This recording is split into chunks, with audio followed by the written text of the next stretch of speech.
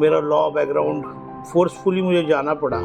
मुझ पर लगभग एक 500 करोड़ से ज़्यादा के डिफॉर्मेशन केसेस मुझ पर है। मुंबई में लालबाग का राजा जो ट्रस्ट है, जो मुंबई की सबसे बड़ी ट्रस्ट है जी। वो ट्रस्ट ने हमारे अखबार पर लगभग 100 करोड़ का डिफॉर्मेशन सूट फाइल किया है।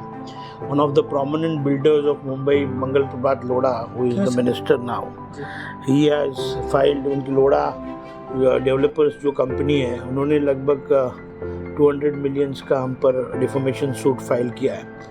So when you are growing, there is always a parallel governance which always acts against you and they try to pull you down.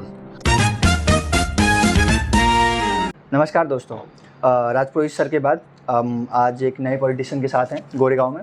तो सर कैसे हैं आप? बहुत अच्छा। ठीक है सर, आप अपने बारे में कुछ बताइए सर कि हमारे ऑडियंस को पता चले। मेरा नाम अभिजीत राणे है जी। बेसिकली मैं ट्रेड यूनियन एक्टिविस्ट हूँ और साथ ही साथ लगभग पिछले 25 साल से I act as a senior journalist. हमारे खुद के 4 अखबार हैं, 2 हिंदी 2 मराठी, और साथ ही साथ देश की एक प्रभावशाली कामगार यूनियन का मैं जनरल सेक्रेटरी हूँ, जिसमें लगभग 7 लाख से अधिक हाथ पर काम करने वाले जो वर्कर्स हैं उनका मैं नेतृत्व करता हूँ। साथ ही साथ भारतीय जनता पार्टी का मैं मुंबई का सेक्रेटरी हूँ, और निश्चित तौर पर ये सब करने के लिए जो मोटिवेशन लगता है वो आपका जो बेस है, आपका फाउंडेशन है, वो बहुत स्ट्रांग होना चाहिए। आपका एजुकेशन बैकग्राउंड, आपका सोशल स्टेचर, ये सभी चीज़ें बहुत मायने रखती है। मैं बेसिकली एक मिडिल क्लास फैमिली से आया हूँ। मेरी मम्मी असिस्टेंट कमिश्नर थी प्रोविडेंट फंड में, और father deputy general manager union bank of India, he was also a banker. मुझे एक छोटा भाई है जो बोल और सुन नहीं सकता, तो हमेशा ही मुझे एक लगाव रहा है जो बच्चे हैंडीकैप होते हैं, जो मेंटली चैलेंज होते हैं, उनके लिए कुछ करना, ऐसे बचपन से ही मेरी चाह रही है। और आज मुझे अपने आप को बहुत प्राउड फील करता हूँ मैं कि देश में अलग अलग राज्यों में मुझे जाने का मौका मिलता है। और आप बड़ी से बड़े कंपनी में अब जब जाओगे, आप जो नाम आप लोगे वो कंपनी का मैं आज I head the workers of that company. For example Toyota India होगा, मारुति उद्योग लिमिटेड होगी, या फिर हुंडई मोटर्स होगा। फिल्म इंडस्ट्री में आप कार्निवल बोलो, पीवीआर, आईनॉक्स, ऐसे बड़े बड़े जो फिल्म इंडस्ट्री के जो कंपनीज़ है, राजश्री प्रोडक्शंस है, फोर लायंस है, ये सभी ऐसे जो सभी तबके के जो छोटे छोटे कंपनीज़ हैं। बैंकिंग में हमारी यूनियन है, फिशरीज़ में हमारी यूनियन है, ऐसे अलग अलग लगभग 53 अलग अलग सेगमेंट्स है जिसमें हम ट्रेड यूनियन में काम करते हैं। बचपन में ही बेसिकली मेरा स्कूलिंग गोरेगांव से हुआ है। गोरेगांव में विवेक विद्यालय नाम की एक स्कूल थी, वहाँ पर मेरी पढ़ाई हुई है। उसके बाद मैं इंडियन नेवी में सेलेक्ट हुआ, and then I completed my Black Cat commando course through Darjeeling school of commando. और due to some medical issues मेरे को वॉकआउट होना पड़ा उधर से। बट उस वक्त when my schooling was there, I was a national level swimmer. मैं स्विमिंग करता था। मैं I have some records on my name, और उसमें आप जब गूगल करोगे तो आपको पता चलेगा कि स्विमिंग में हमने क्या क्या अचीवमेंट्स किए। I am 5th then taekwondo black belt. I have mastered international gold medal मुझे मिला है। मेरा बेसिकली एक स्पोर्ट्स मैन करके एक मेरा पहले का ऑरा है, और धीरे धीरे अभी मेरा साइज़ देख के कोई बोलता नहीं है कि मैं स्पोर्ट्समैन रहा हूँ। काम का लोड, एजुकेशन, और जब आपको रिस्पॉन्सिबिलिटीज़ आपके सर पर आती है तो आपको वो जो भी आप सपने देखते हो वो पूरे करने की जो चाह है ना, वो तुम्हें आगे ले जाती है। तो what you dream, you should always dream high, then only you can reach to that height. और स्कूलिंग के बाद कॉलेज में गया। कॉलेज में गया, उसके बाद में कॉलेज कंप्लीट किया। आपकी कॉलेज लाइफ कैसी थी सर? बहुत ज़्यादा कुछ अच्छी नहीं थी, क्योंकि बेसिकली मेरे सपने बहुत ऊंचे थे और मैक्सिमम टाइम मैं स्कूल के जो पीरियड्स होते थे वो बंक करता था, क्योंकि उस वक्त हमारा चैलेंज था कि मैं नेशनल प्लेयर था स्विमिंग में। तो लगभग दिन के 18-18 घंटे मुझे स्विमिंग करना पड़ता था। I am a long distance swimmer basically. So schooling में ज़्यादा समय मैं नहीं दे पाया, but then also I was a topper in my school also, school times also. But धीरे धीरे मेरी जो फील्ड से मैं डाइवर्सिफाई होते गया और नए नए अपॉर्चुनिटीज़ मुझे मिलती गई। आज मेरा अगर ओवरऑल एक ऐसा स्ट्रक्चर देखोगे तो I am multitasking. I have my hands in all different fields where generally no one goes. जी सर, बोलिए। हाँ सर, मैं वही आपकी लाइफ के बारे में सोच रहा था कि आप चेंज कैसे हो गए सर फिर? चेंज ऐसा नहीं है, सिचुएशन के साथ आदमी को मोल्ड होना पड़ता है। According to the situation you have to mould yourself, then only you can survive. तो आपने अपनी लाइफ में इतनी सब कुछ चीज़ें क्यों की अलग अलग फील्ड्स में? मैंने बोला ना, जैसे जैसे अपॉर्चुनिटीज़ मिलती गई वैसे वैसे वो अपॉर्चुनिटीज़ में ग्रैब करते गया। मुझे ऐसा लगा कि ये करने के बाद मुझे फ़ायदा होगा। तो for example when I started my journalism, जी तो that time I just completed my education. जी और तब जब जर्नलिज्म मैं शुरू किया तब मुझे पता चला कि खाली जर्नलिज्म, खाली लोगों के समस्याएं हम जब पेपर में छापते हैं तो we are not able to give justice. तो जब भी हम न्यूज़ कोई पेपर में छापते हैं तो उसके साथ में आपको आपका लीगल जो बैकग्राउंड है वो भी स्ट्रांग होना चाहिए। क्या आप लिख रहे हो, उसके कॉन्सिक्वेंसेस क्या होंगे, उसके positive ins and outs, negative क्या होंगे। तो लीगल आपका बहुत स्ट्रांग होना चाहिए। इसलिए I entered into my law career. तो I am basically LLB also. तो मेरा लॉ बैकग्राउंड फोर्सफुली मुझे जाना पड़ा। मुझ पर लगभग एक 500 करोड़ से ज़्यादा के डिफॉर्मेशन केसेस मुझ पर है। मुंबई में लालबाग का राजा जो ट्रस्ट है, जो मुंबई की सबसे बड़ी ट्रस्ट है जी, वो ट्रस्ट ने हमारे अखबार पर लगभग 100 करोड़ का डिफॉर्मेशन सूट फाइल किया है। One of the prominent builders of Mumbai, Mangal Prabhat Lodha, who is the minister now, he has filed. उनकी लोढ़ा डेवलपर्स जो कंपनी है उन्होंने लगभग 200 मिलियंस का हम पर डिफॉर्मेशन सूट फाइल किया है। So when you are growing, there is always a parallel governance which always acts against you and they try to pull you down. So आप जब तरक्की करते हो तो ऑटोमेटिकली उसकी उसी पॉजिटिव के साथ नेगेटिव और नेगेटिव के साथ पॉजिटिव, ऐसा एक फेज होता है। कुछ रीज़न होगा ना उन लोगों ने ऐसा किया होगा? तो रीज़न नहीं है, ये बेसिकली ये सिस्टम के लुकुनाज है। जी, आप जब सिस्टम में काम करते हो, you are too young to understand all this things. धीरे धीरे आप जब बड़े होंगे तो तुम्हें पता चलेगा कि हाउ पीपल एक्सप्लॉइट यू। जी, और ये it is a part of exploitation what I feel. जी सर, आपने जैसे कहा कि मेरे ड्रीम्स हैं, तो अभी हाल ही में कोई आपका ड्रीम है जो चल रहा है अभी, जिसके बारे में आप बात कर सकते हैं? ड्रीम ऐसा है कि मेरा एक ड्रीम जो है वो मैं हमेशा ही I try to give my 100% to the society, to my workers who are my members, whom I try to fight for them.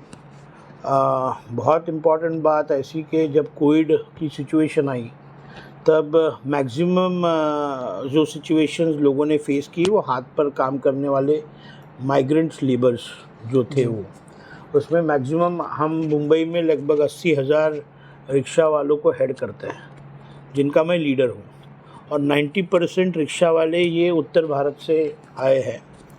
और जब वो इधर से ऐसी उनकी पोजीशन थी कि आज भी ऐसी पोजीशन है, बहुत से उत्तर भारतीय जो उनके गांव गए वो वापस आए ही नहीं जी, तो उनको हमने बहुत सी सेवाएं देने का मुझे मौका मिला, जिसमें सोनू सूद फाउंडेशन है, अमिताभ बच्चन कॉरपोरेशन लिमिटेड है, रिलायंस फाउंडेशन, ऐसे देश की तमाम बड़ी एनजीओज़, लगभग हमने 60 करोड़ से ज़्यादा का अनाज हमने ये 7 लाख लोगों तक पहुंचाने का काम किया. It was very one of the historical achievements of our union, and I specially thanks Nita Ambani for giving the maximum benefit to our union and to our laborers, whom the Reliance Foundation has always stood as a pillar for us. साथ ही साथ सोनू सूद जी ने भी बहुत अच्छी हमें मदद की. PVR, carnival, सिनेलाइन, ऐसे जो बड़ी बड़ी कंपनीज़ हैं, इन्होंने भी CSR के माध्यम से हमें बहुत मदद की. और मुझे एक खुद का एक जॉब सेटिस्फैक्शन है कि पैंडेमिक में जो हम जितना दे पाए या सोचा था, उससे हमने बहुत ज़्यादा हमारे वर्कर्स को देने की कोशिश की. हमारे वी वेर 100% क्वालिफाइड कि हमारे यूनियन के लगभग 7 लाख लोग जो हमसे जुड़े हैं, वो हर हमारे मेंबर को हमने 1.5 महीने का राशन दिया, जो it was free home delivery to their at their doorstep, and all this facility was given by Reliance Foundation. So I 100% give special thanks to Neeta Ambani, and not I cannot miss that name, who is our godfather in this particular field, who is Mr. Devendra Fadnavis, who has really did the best to give all these benefits to the workers. जी sir, एक question ना बहुत interesting है आपके लिए कि आपने young life में अपने ऐसी कौन सी गलती की थी जिसके बारे में अभी आप बता सकते हो? गलतियाँ करके ही आदमी ही tries to improve his mistakes and he overcomes. तो लाइफ में मैंने मुझे लगता है कि स्कूल टाइम्स में मैं स्कूल को बंक करके मैं I was always telling my mother to take me to swimming, and I was always, but later on I understood that आपका बेस जो है वो एजुकेशन है जी. If you are not well educated, if you don't have good background of education, if you don't have a good education which can take you up, then nothing can be possible. You should have a good education background.